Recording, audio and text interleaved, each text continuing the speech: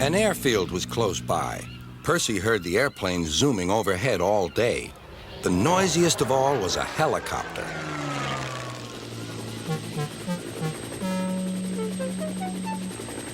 Silly thing, said Percy. Why can't it go and buzz somewhere else? One day, Percy stopped at the airfield. Hello, said Percy. Who are you? I'm Harold. Who are you? I'm Percy. What whirly great arms you've got. They're nice arms, said Harold. I can hover like a bird. Don't you wish you could hover? Certainly not. I like my rails, thank you. I think railways are slow, said Harold. They're not much use and quite out of date. He whirled his arms and buzzed away.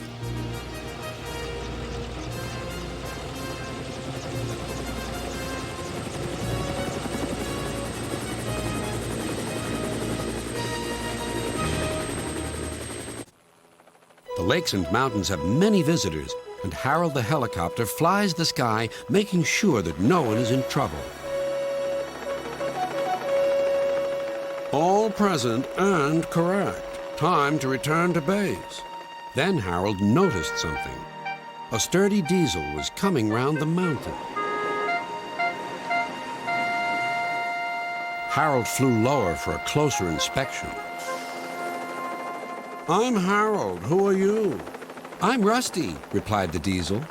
Don't recall seeing you before. What brings you this way? Sir Topham Hatt sent me to help the other engines, huffed Rusty. This was no time for a chat with a helicopter. Well done. Cheers, and keep up the good work. 1, 2, 3! Suddenly, like magic, the station was flooded with lights. Ladies and gentlemen and children, I give you 3 cheers for Thomas the Tank Engine and all his friends who have made this occasion possible.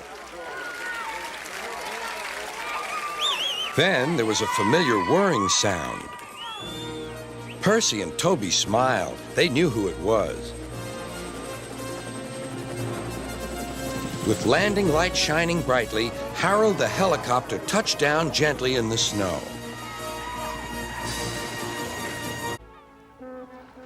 I wish I could sail to faraway lands, sighed Duck.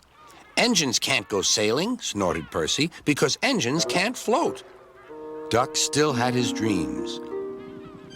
Suddenly, they were rudely interrupted.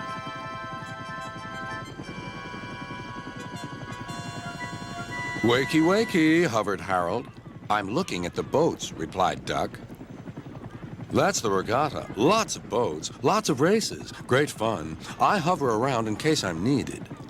Do you go to the horizon, asked Duck. Yes, and beyond. I didn't know there was a beyond, whispered Percy. Do you go to other places at sea, continued Duck. Certainly. I can land on ships, you know, anywhere, anytime. Goodbye. Duck sighed.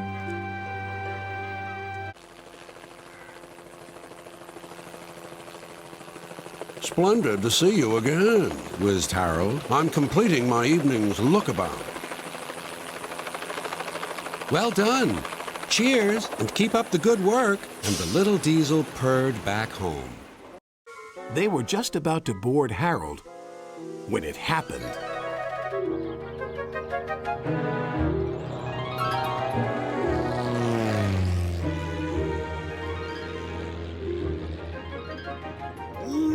What was that? Cried Sir Topham Hatt.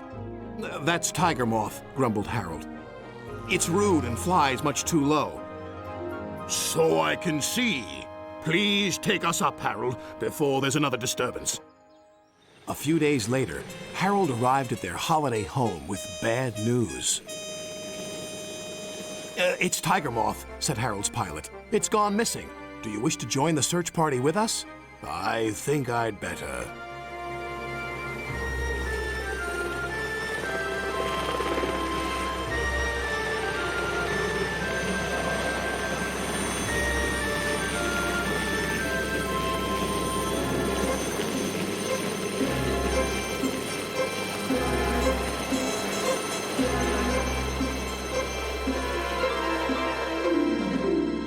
There, stairs, Tiger Moth, called Sir Topham Hatt. Then he spoke to the pilot. You were showing off and flying dangerously. I will speak to your controller and request that you are grounded. Yes, sir, replied the pilot. Now, if you'll excuse me, I shall return to my holiday. Jolly good idea, sir.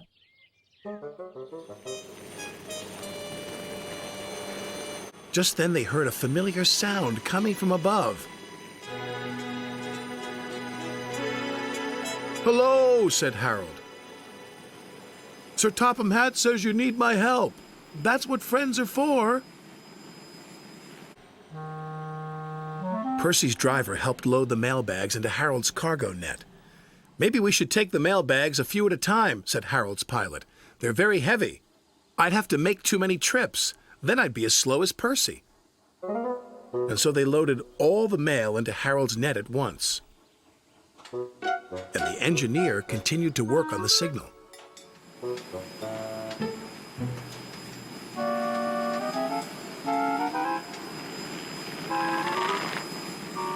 Just as they finished loading, Harold had already taken off.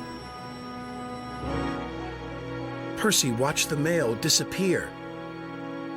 He was upset.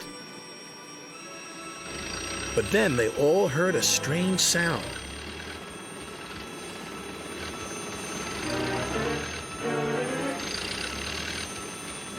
Watch out for those trees, Harold, cried his pilot. My net is too heavy, wailed Harold. Harold is in trouble, Percy cried. We must try to help him.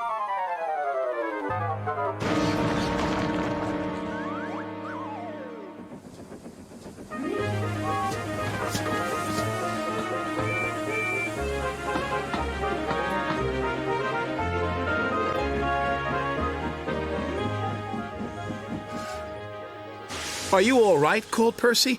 Just get someone to pull me out of this haystack, sputtered Harold, and Percy did, as fast as he could.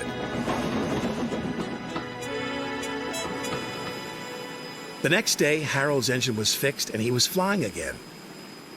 Percy was very pleased to see him. Want to take the mail, Harold? Percy teased. I'll stand by with the rescue team.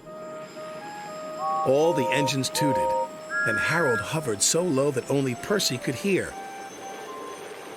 Thanks for getting help to pull me out of that haystack, my friend, he said. That's all right, said Percy. That's what friends are for. I say, you two, there's news flying about. Where? Puffed Percy crossly. All over the place. They're going to scrap the mail train and use me instead. Wings work wonders, you know. Always. Rubbish, huffed Thomas.